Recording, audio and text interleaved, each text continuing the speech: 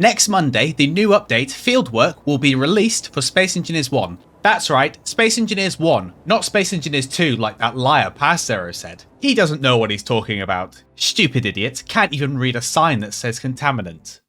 I said it wrong! Containment! He couldn't say containment. Unbelievable. Who could do such a thing? Alongside the release date announcement, we received a screenshot with something very interesting on it. Cable. Additionally, 6 videos teasing blocks and features that are coming in the update were also released, which we'll be discussing in a minute, and also we're going to quickly go through everything else that we know is coming in this update. As I'll be honest, when I checked, I forgot so much stuff that was coming in this update. All this SE2 news over the past few months has just melted my brain, so a refresher on what is coming in this update would be good for all of us. So, let's begin.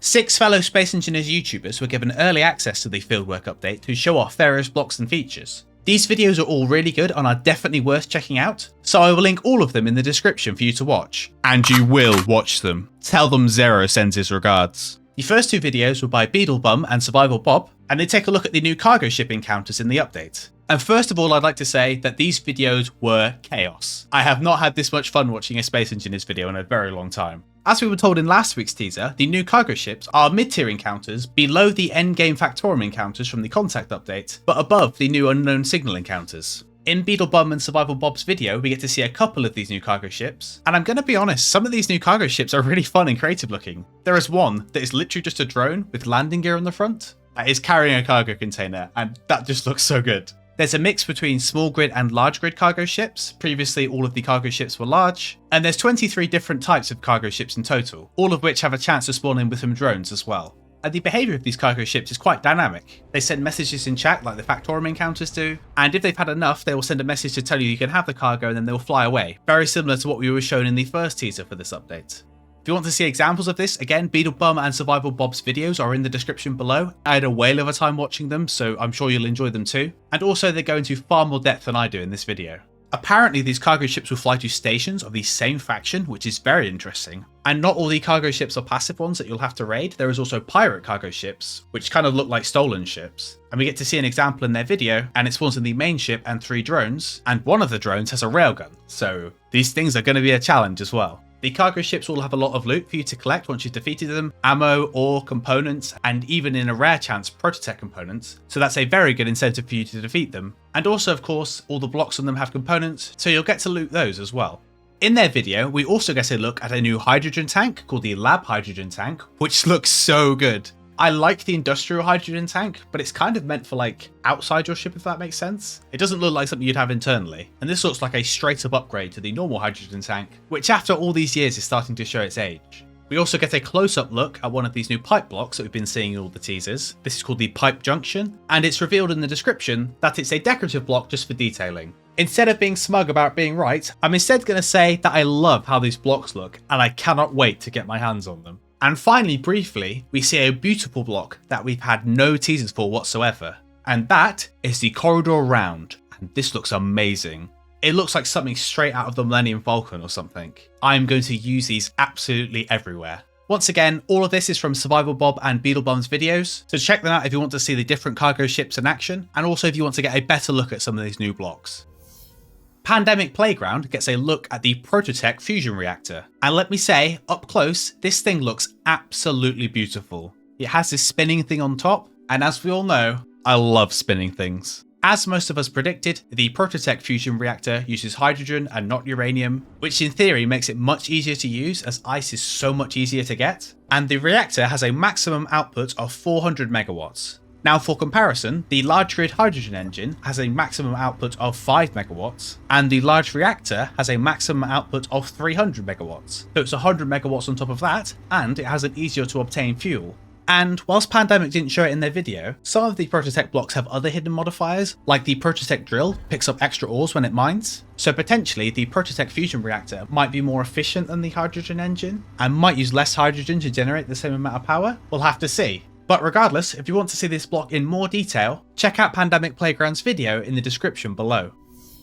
Lunar Kolony's video covers some of the new blocks and features coming in the Fieldwork update. Once again, it's linked in the description below, and you know what, I'm going to put these guys in the pinned comment as well, just so you have no chance of missing them. The first block that Lunar Kolony covers is this block here, the refill station, which is a new large and small grid block that allows you to refill and recharge your suit. So kind of like a survival kit, except it doesn't have the crafting component, it just refills your hydrogen, oxygen and energy. I guess it doesn't heal you as well, so that's another difference for the survival kit. I actually spotted this block after I recorded the last video. There was a banner on the Steam post for the last teaser, and this block was in it, and I was like, oh, how did I miss this? This is the block from the beginning of the video that has the cable. The large grid version has conveyors on all sides, so you can slot it in wherever you want on your grid, and it kind of reminds me, I don't know if anyone else has used it, but there's a mod for Space Engineers called the interface block. The idea behind it was rather than having a cargo container to pull items out of, you place one of these down instead, and it was a more immersive way of pulling items out of your ship. Obviously these two blocks serve completely different functions, although visually they do look kind of similar. The model for the projector has been updated, and like the AI blocks have the directions on each of the side, the projector now has this as well. So rather than spinning it around and trying to work out which direction it was, and then placing your projection down and then spinning it around and going, oh, I can't work out which way I need to turn it. Now the block itself just shows you which direction it needs to go, you place it, and you're done. That simple. And the projector also has some new features, specifically one to mark missing blocks and one to mark and finish blocks, which is one of the biggest pet peeves of the projector. One of my suggestions has always been that if you're holding a welder, it will highlight unwelded blocks, but now this is just a feature of the projector and it's going to be so useful for printing ships. You'll just immediately know everything that's missing or unfinished. Lunar Kolony also gives us a look at a new feature called Strong Unknown Signals, which are very similar to Global Encounters, where the GPS appears for everyone, and the idea is you go to it and everyone fights over what's there. These Strong Unknown Signals contain high-end loot, very similar to the loot the cargo ships have, but just even more of it and even better. And additionally, they contain skins. And I got unreasonably excited for this. I was like, oh, finally, a way to get all those skins I don't have. I've always wanted to have every single skin in Space Engineers for completion's sake. So I was so happy when I saw they were making it easier. And then, as if Lunar Kolony read my mind, he told us about the Great Skin Hunt, an event coming to Space Engineers where, until the 30th of May, the skin drop rate is going to be massively increased. I'm sorry guys, no videos next month. I'm going to be very, very busy doing something very important. You don't understand. They do nothing. They just look so pretty. I want to have all of them. I need them. I purposely omitted some details from Lunar Kolony's video, so if you want to see everything that he teased for the next update, you'll have to check it out with the link in the description or in the pinned comment. You're not getting away with this, guys. You will watch all of these videos. The cable compels you. Along with the strong unknown signals, largely unemployed gives us a look at the overhauled regular unknown signals. So previously, unknown signals were just balls that you went over to, press the button, and you might get a skin. Or in my case, I get a cow welder. Again, I've got like 20 cow welders. Please, Keen, please. And in the Fieldwork update, the designs for unknown signals have been completely changed. Well, maybe the ball one still exists. We don't know at the moment, but there's a bunch of new ones as well. Largely Unemployed has some fun messing around with some of the new designs, so once again, I'm asking you to check out their videos. If the cable doesn't compel you, maybe Dog can compel you instead. Alicedoesthings' video gives us a look at some of the quality of life improvements coming in the Fieldwork update, and some of these are so good. First of all, there's 3 that we knew about, which are the set values for lights, wheels and thrusters. Effectively, you can have a button that sets a light to a different color, and because of that, you can use it on timer blocks and the event controller and so much more. The ability to change light colors like this is going to be so good. It was shown off on a previous teaser, where an airlock automatically had the light change color when it opened. Again, simple but great feature. We spoke about the thruster override option in the last video, where it's going to be really useful for creating things like hover bikes and stuff. But what's interesting is wheels. In Alicedoesthings' video, they show off that wheel override can be set to set the override on wheels to go forward, and also the override on the steering of wheels, so left and right. Does that mean we can automate rovers? We can make a rover that automatically turns left and right and drives forward based on certain inputs like sensors and event controllers? Does this mean that we can have AI rovers now? I think I need to test that. I know you can kind of do it by messing around with the AI blocks, but surely this makes it much easier, right? I definitely need to test that when the update comes out. Alicedoesthings also shows us a new option for the clearing mode for the drills, where previously if you wanted to use the clearing mode on drills, you just held right click, but now there's an option in the menu to do it, and this also means there's an option to set this on the toolbar, which is going to have a variety of applications. Again, another small feature that's going to make a massive difference. The next feature that Alicedoesthings showed off made me audibly gasp. I said some very strong language. I was so blown away by this feature, and that is a search bar. Oh my.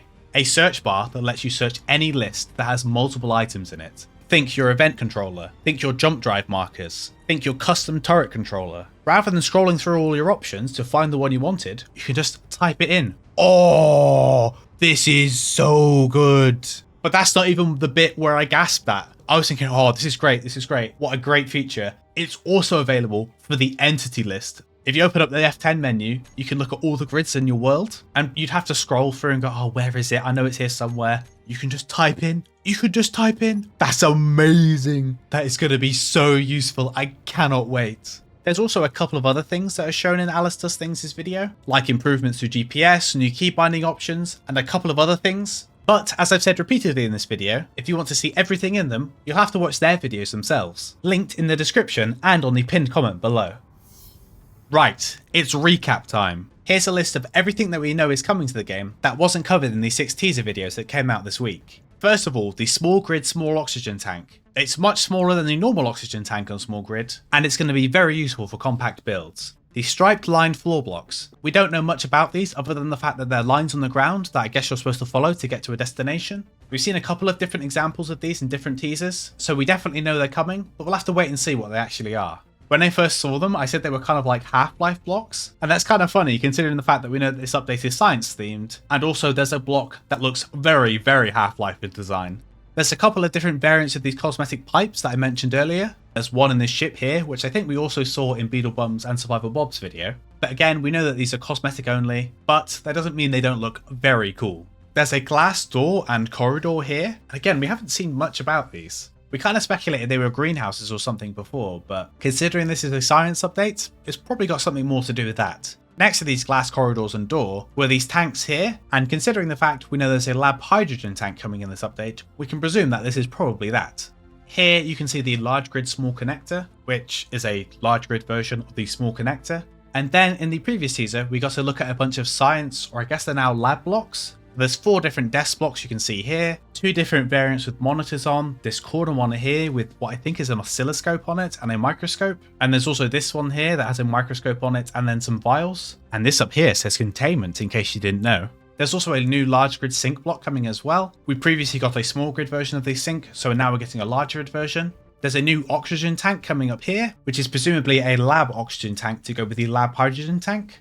There's also this resonance cascade looking block here, which has energy going through the middle of it, and considering it wasn't covered in any of these other YouTubers' teaser videos, I'm 100% convinced that this is a cosmetic block, and it's just science TM. And also we have these glass tube blocks back here. We're not really sure what these are. I know some people suggested that we can put specimens in them, but they're likely DLC blocks, so I don't see that happening. But with all things, we'll have to wait and see.